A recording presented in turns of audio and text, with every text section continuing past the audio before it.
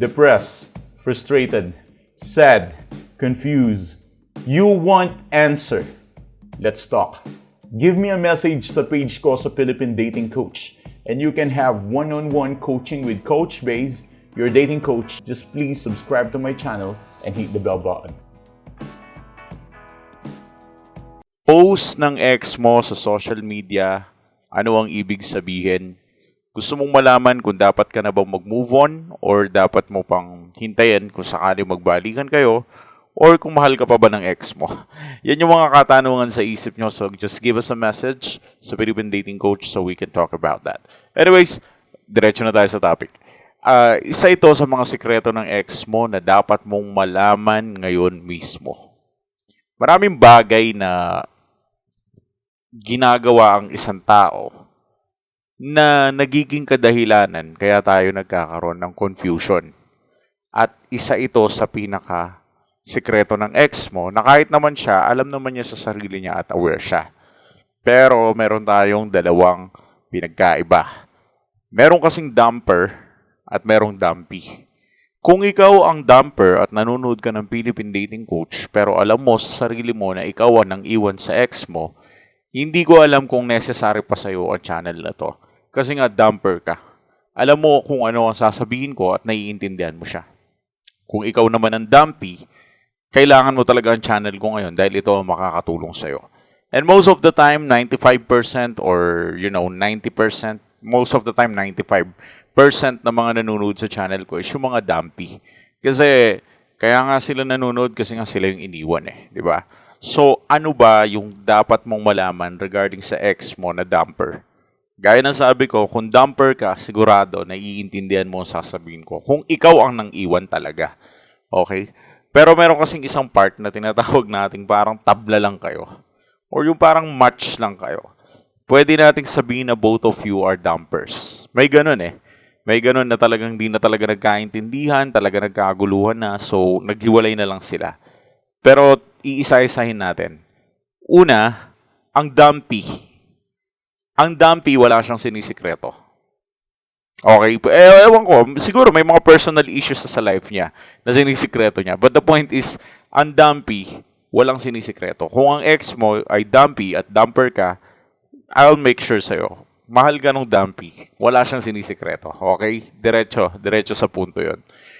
Pero, gaya nga na sabi ko, 95% ng mga manonood ko is mga dumpy.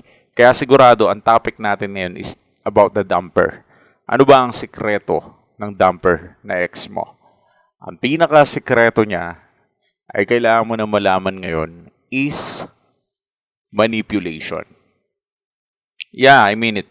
Ibig sabihin is manipulation. Wala kang kaalam-alam na nangyayari ngayon is all about manipulation. Namamanipula ka ng ex mo, nakukuha niya yung mga benefits niya from you, nagagawa niya yung mga gusto niyang gawin sa'yo, iniwan ka niya, at kaya ka niya namamanipula is dahil nga wala na siya na-feel, and let's move on na, dun sa part na yun. Kasi kapag ang ex mo wala nang na-feel sa'yo, at ang na-feel na lang niya is ginagawa ka niyang option niya, para kung sakaling, alam mo yun, kung sakaling mag-fail siya sa bago niyang relationship, or kung sakaling mag-fail siya sa buhay niya, or kung sakaling kailangan ka niya, maaasahan ka niya. Kaya ginagawa ka na lang niyang option niya. Yung iba nga sa mga clients ko, nakakalungkot pero nagiging kabit na lang sila. Nagiging kabit sila ng mga ex nila na dati namang original na sa kanila, tapos naghiwalay sila, yung ex nila na yon nakahanap ng bago, pero dahil minamanipula sila ng ex nila, ang ginagawang option itong mga clients ko. At most of you, probably, siguro halos lahat ng mga subscribers ko, kung napapansin nyo, may times na binibigyan kayo ng mixed signals ng ex ninyo, may tendency or may possibilities na gusto kayong makontrol, gusto kayong mamanipula ng dumper nyong ex. Bakit gusto niya kayong mamanipula? Simple lang. It's because of the benefit. Marami kasi siyang benefit na pwedeng makuha sa inyo. Kung babae ka, baka may gusto pa siyang kunin sa'yo, hindi natin alam. Or kung sakali man, lalaki man o babae man, minsan kasi ginagawa kayong option Option para kung sakaling nag-failed sila sa current situation nila, bago nilang relasyon, nandyan kayo para may matakbuhan sila. At mamamanipula kayo doon, kaya that's ex with benefits shit. At ikaw ang kawawa kung ikaw ang dumpy. Okay? So, yun ang sikreto ng ex mo na alam niya sa sarili niya. Pero syempre, ba't niya i-reveal sa yun? At magpe-play victim pa yan. Hindi aamin yan na ganun nga yung nangyayari at ganun nga ang ginagawa niya. And everything will become worse sa side mo. Talagang ikaw ang makakawawa. So, once na masyado kang nag-rely dito sa ex mo, walang mangyayari maganda. So, what I can advise to you is this. Mag-no contact ka. Huwag mong hayaan na ang ex mo ay makapag-take advantage towards you.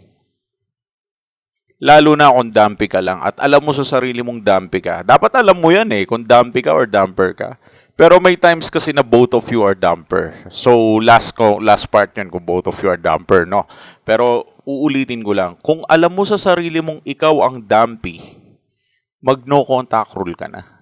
Huwag mong hahayaang makapag-take advantage ang ex mo sa'yo. Nagagawin kang second option, or option sa pera, option sa sex, option sa ganito, option sa ganyan. No, you are not a material thing. You are a human being. Kasi kapag yung ex mo, in-entertain mo pa, hinayaan mo siyang mamanipula ka niya, then feeling mo mixed signals, aasa ka. Tapos di ka naman babalikan. Ikaw din ang masasaktan. O kaya paglalaruan lang ng ex mo yung feelings mo, like, para kang hindi tao, di ba? Ewan ko sa inyo, ba't ganyan kayo? Papauto kayo sa mga ex nyo.